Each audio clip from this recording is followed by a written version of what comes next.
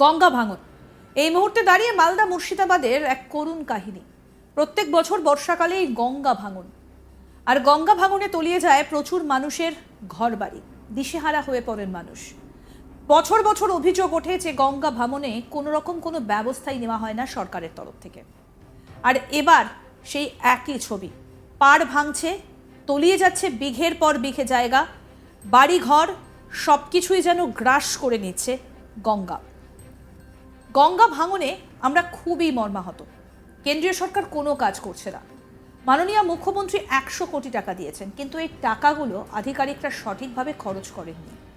আমরা চাইব তদন্ত কমিটি বসুক। কেউ স্কুলে থাকছে, কেউ কারোর বাড়িতে থাকছে, আমরা চাই তারা তাদের বাসস্থান ফিরে পাক। আমরা চাইব কাজগুলো দেখানোর চেষ্টা করুক। কোটি কোটি টাকা ছাড়াও তার আগে আরও প্রায় 40-50 কোটি টাকার কাজ হয়েছে। আমি মনে করি টাকা 9-6 হয়েছে, তদন্ত করা উচিত। মমতা সরকারের টাকা 9-6 হয়েছে বলে ফাঁস করছেন স্বয়ং তৃণমূল বিধায়ক।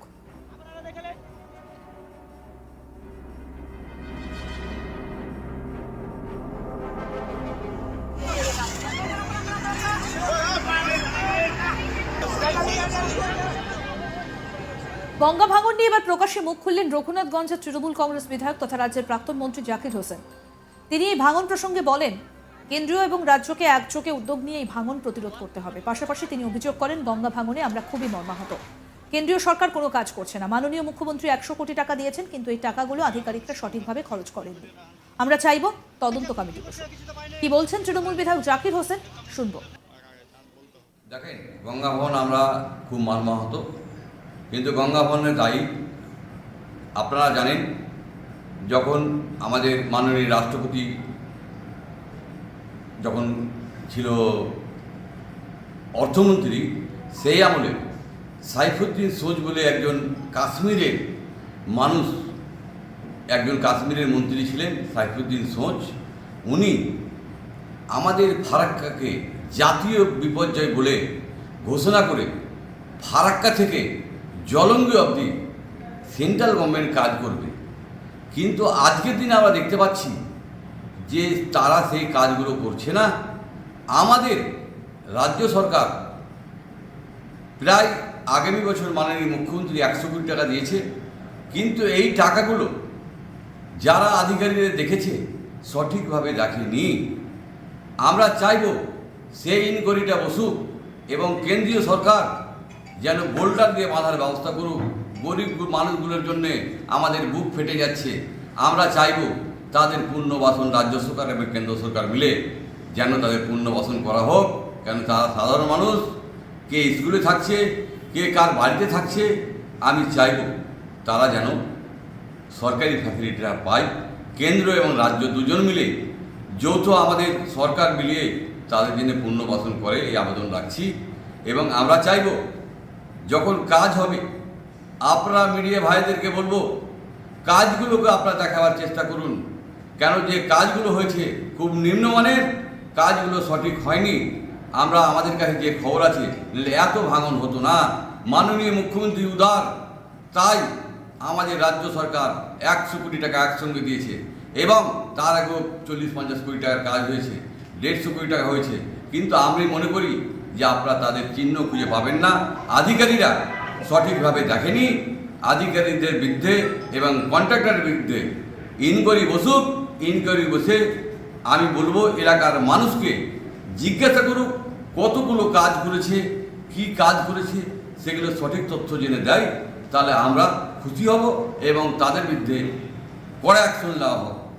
কারণ হলো মানুষগুলো আজ বিপর্যয়ের ভিতরে, তাদের দিক থেকে আমাদের বুক ফাটছে, মাননীয় মুখ্যমন্ত্রীর বুক ফাটছে।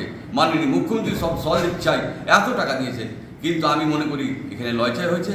যেগুলো লয়ছাই হয়েছে ইনকোয়ারি করা উচিত এবং তাদের পুনর্বাসন কেন্দ্রীয় সরকার করুক এবং কেন্দ্র সরকার বাঁধার ব্যবস্থা করুক।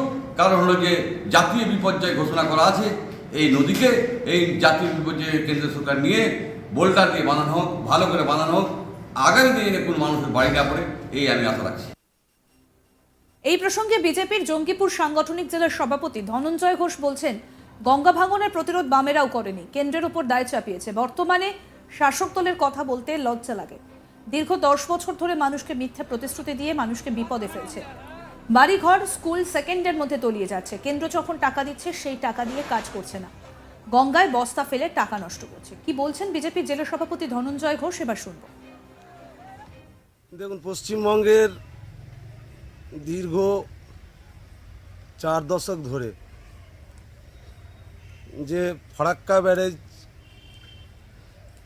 হওয়ার পর যে দীর্ঘ 60-70 কিলোমিটার যে গঙ্গা ভাঙন, আর এই গঙ্গা ভাঙনের যে দীর্ঘমেয়াদী প্রতিরোধ করার চিন্তাভাবনা আগে বাম জামানাতেও করেনি, কেন্দ্রের ওপর দায় চাপিয়েছে। বর্তমানের শাসক দল, এদের কথা বলতে তো লজ্জা লাগে। শাসক দল বর্তমানে যেভাবে একচেটিয়া পঞ্চায়েত থেকে পৌরসভা, ব্লক থেকে জেলা পরিষদ দখল করার পর এমএলএ এমপি তো তারাই দীর্ঘ 10 বছর ধরে মানুষের আশীর্বাদে মানুষকে বোকা বানিয়ে মিথ্যা প্রতিশ্রুতি দিয়ে তারা মানুষকে এত বিপদের মধ্যে ফেলছে কি তারা বাড়ি ঘরের সামান্য জিনিসপত্র নিয়ে বেরোনোর সময় পাচ্ছে না।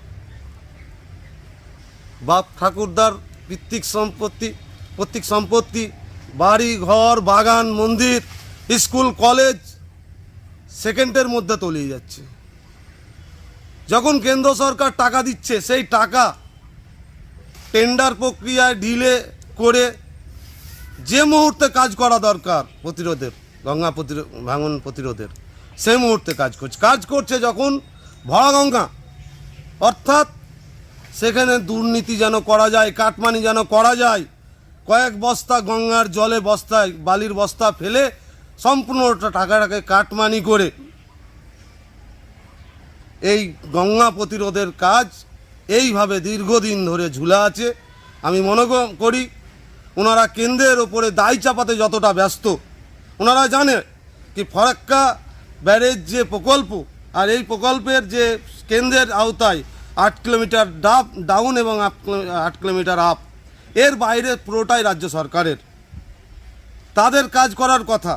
তারপরেও আমরা অনেকবার আমাদের উচ্চ নেতৃত্বকে জানিয়েছি এই সাধারণ মানুষের যে দুর্দশা, চোখের জল, সেই চিন্তাভাবনা করে আমরা কোনো জনপ্রতিনিধি আমাদের কাছে নেই। তারপরেও দেখতে থাকুন আজ তাক বাংলার ইউটিউব চ্যানেল, সাবস্ক্রাইব করুন।